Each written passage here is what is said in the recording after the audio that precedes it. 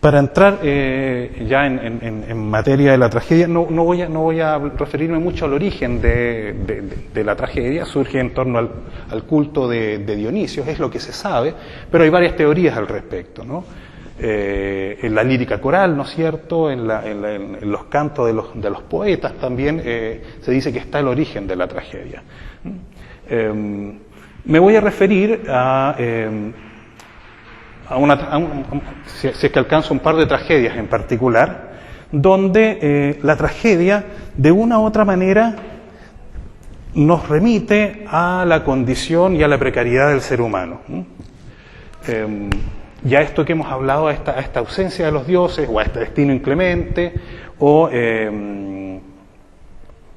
a estas culpas inexorables a veces que digamos que están presentes en nuestra condición humana según los griegos, ¿no?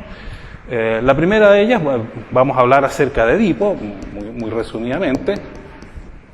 Edipo es una tragedia de Sófocles, ¿no es cierto?, donde se narra la vida de Edipo, que Edipo es hijo de Layo y de Yocasta, que son los reyes de Tebas. Y cuando nace Edipo, ¿no es cierto?, muchacho vivaz y hermoso, ¿no es cierto?, Layo recibe el augurio del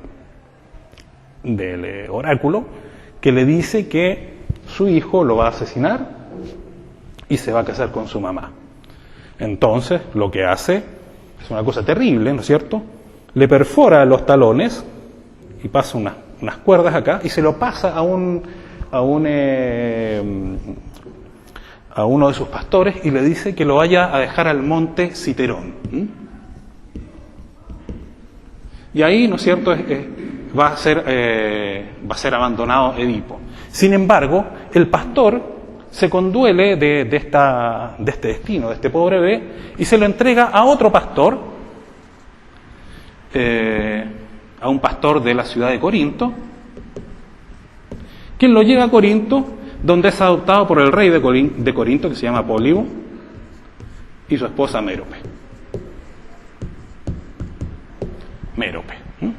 Pólibo y Mérope.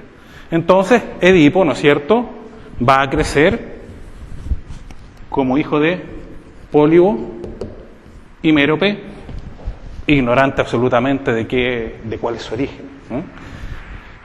Cuando Edipo crece, el oráculo, ¿no es cierto?, que es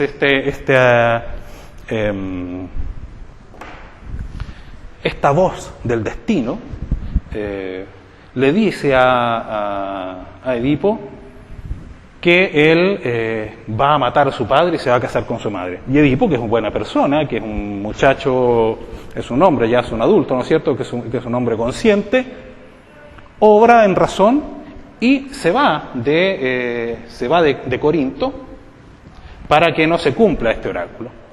En su camino, ¿no es cierto?, se va a encontrar por estas, ¿no es cierto?, estas cosas del destino, se va a encontrar con una comitiva en la que viene precisamente Layo.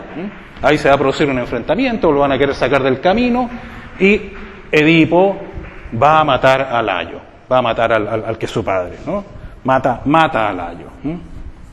Mata a Layo, mata a su comitiva también, y continúa su camino, y tiempo después va a llegar a Tebas. Ahora, antes de llegar a Tebas, se va a encontrar con que Tebas está siendo asediada, ¿no es cierto?, está siendo sojuzgada por un ser mitológico que es una esfinge,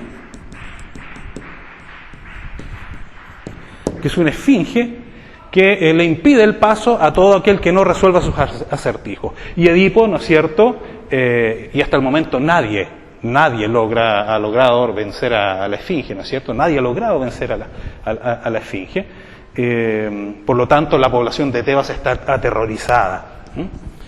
Y Edipo sí logra vencer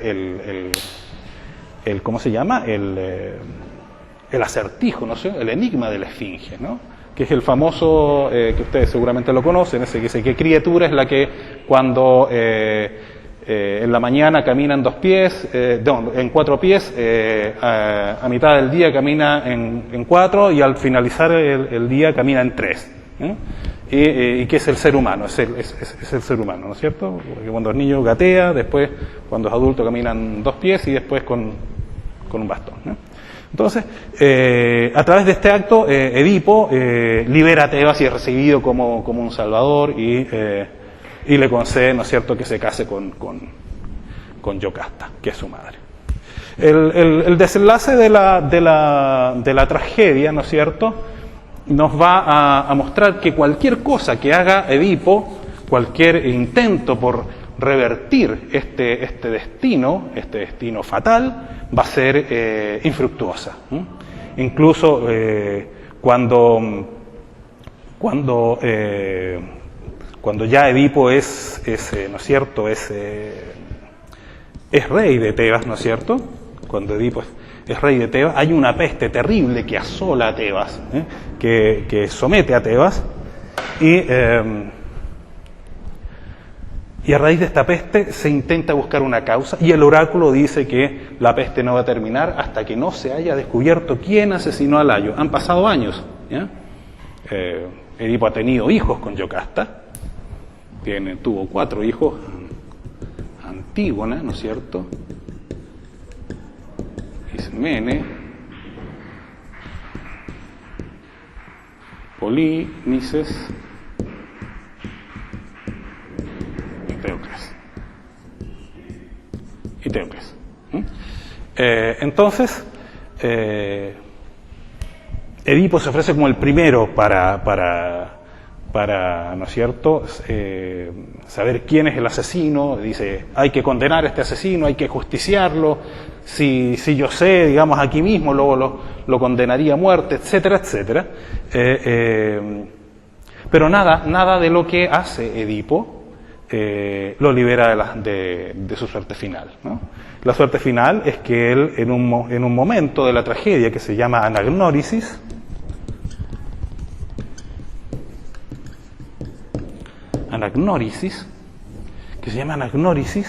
que es cuando se revela la verdad terrible, él se da cuenta de que el oráculo se ha cumplido.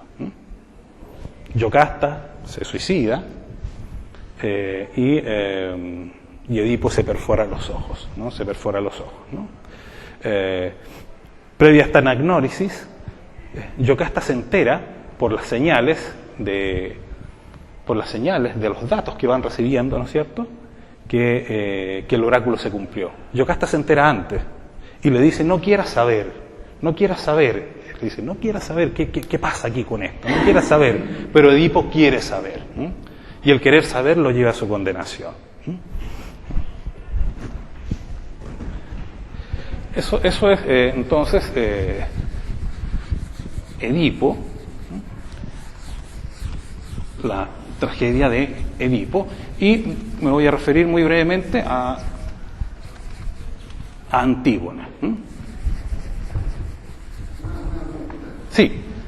Yo también he leído que esta tragedia de Edipo, cuando precisamente Edipo se empieza a dar cuenta de que el oráculo, digamos, Sí. él comienza a interrogar. Ciego, Tiresia, sí. Creo que tú saltaste ahí. Sí. Es que de alguna manera sabe que va a estar el oráculo. Sí. Y Edipo comienza a interrogar a Tiresia, a Sí. Yocasta, a preguntar qué pasa. Sí. Quiere saber sobre esto, quiere saber qué es lo que pasa. Claro, claro. Y se entiende, yo leí de la interpretación que está también la primera novela policial que existe. Ya. En la literatura, porque aparte de esa tragedia también hay una cosa de investigación. Entonces la primera novela policial, eso yo he leído. Ah, mira, yo no sabía eso. Sí, es cierto, traté de resumirlo, pero sí es cierto. Tiresias, ¿no es cierto?, él llama al sabio que le diga quién sabe la verdad, y Tiresias no quiere hablar. Tiresias sabe, pero tiene miedo, porque Tiresias tiene miedo de que si yo le digo que él es el culpable, capaz que me mande a justiciar, ¿no? Entonces, claro, sucede eso, ¿no? Claro, digamos que, como tú acertadamente lo dices, Edipo asume una actitud detectivesca, asume una actitud detectivesca. Él quiere saber. Y llegado a cierto momento de la obra, cuando ya se hace evidente que él es el culpable, pero Yocasta lo ve, pero él no, él quiere seguir con este ímpetu por conocer, y Yocasta le dice, mejor no indagues más, deja esto hasta aquí. Pero Edipo se empeña en saber. Y su búsqueda del conocimiento es lo que lo lleva a la destrucción, en este sentido, ¿no? Antígona, que es la segunda tragedia, estoy tratando de resumir lo más breve para que después podamos conversar al respecto. Antígona es hija de Edipo, es hija del incesto, ¿ya? Es hija de Yocasta y de Edipo.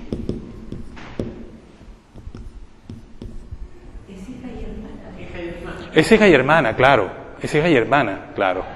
Ahora, Edipo es re buena persona. Edipo, una vez que se entera del incesto y está con los ojos sangrando, ¿no es cierto?, se acerca a Creonte, que es el hermano de Yocasta,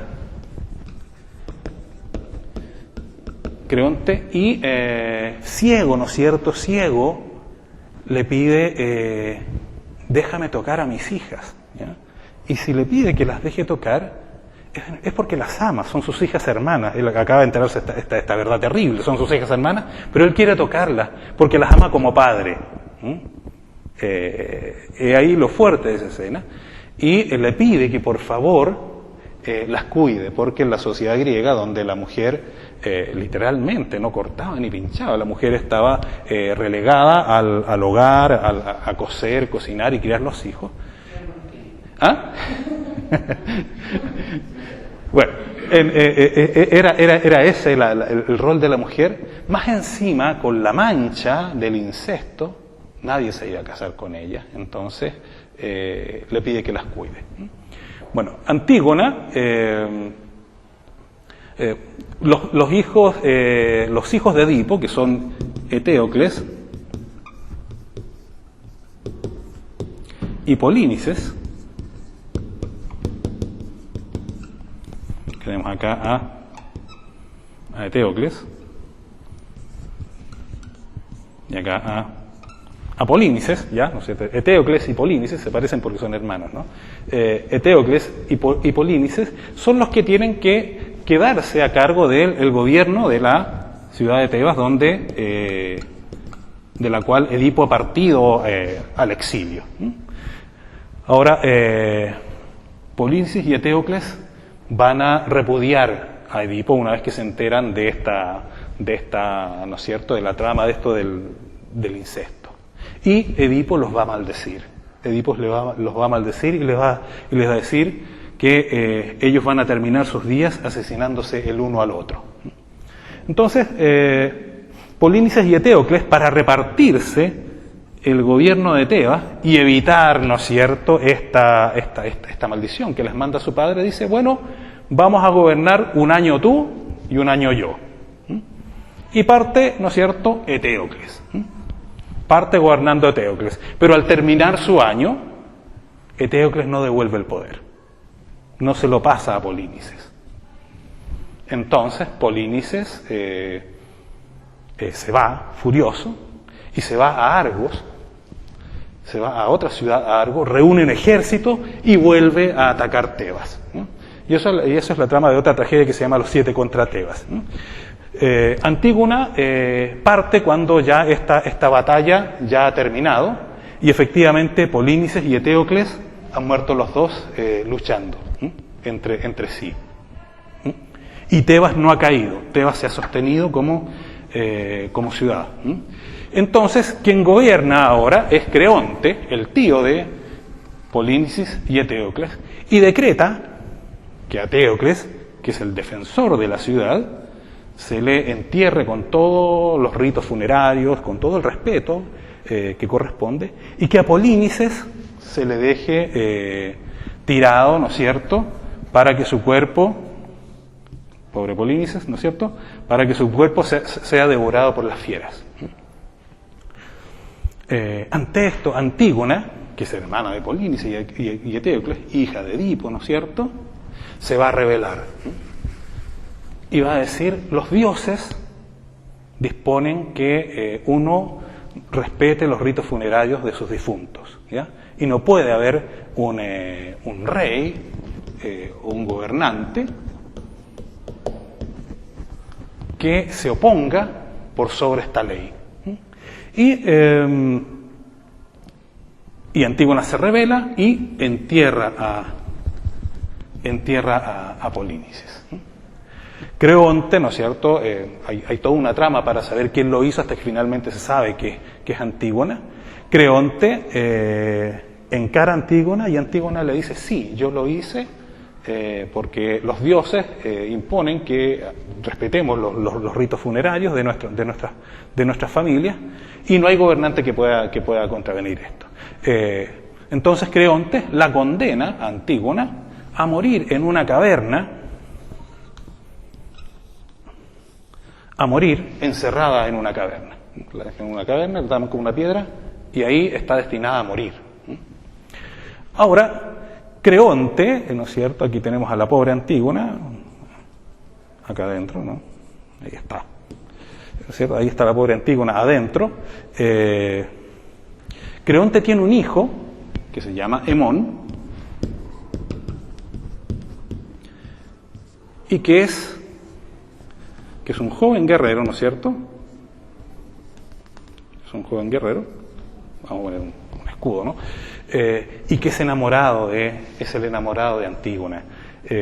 Y Hemón trata de persuadir a su padre que flexibilice esta medida, que él está enamorado de Antígona y Creonte obviamente se niega a esto.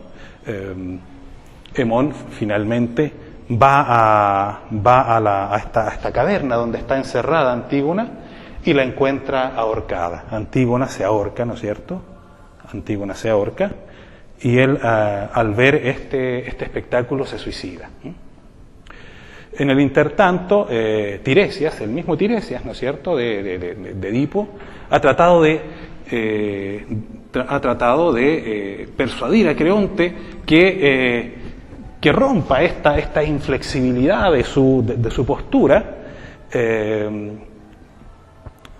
y finalmente lo consigue, pero lo consigue tarde, puesto que Creonte va, ¿no es cierto?, va a liberar, ¿no es cierto?, a Antígona, pero encuentra a su hijo en el acto de suicidarse. Entonces, pierde a su hijo, pierde a su hija, y cuando vuelve a su hogar, su esposa, Eurídice, que ya se ha enterado de la muerte de su hijo a través de unos mensajeros, también se suicida. Entonces tenemos a un gobernante que es Creonte. En esta tragedia en realidad es una tragedia donde hay dos protagonistas, que es Antígona y Creonte, ¿no es cierto? Tenemos a Creonte, un hombre inflexible, un hombre duro, que se cierra en una postura en virtud de su poder, y tenemos a una muchacha que confía en los designios de los dioses, pero que sin embargo los dioses no la ayudan. Porque como dijimos, en la tragedia los dioses representan un gran silencio. O podríamos decir que en la tragedia existe la constante presencia de la ausencia de los dioses. Entonces, de esta manera, ¿no es cierto?, la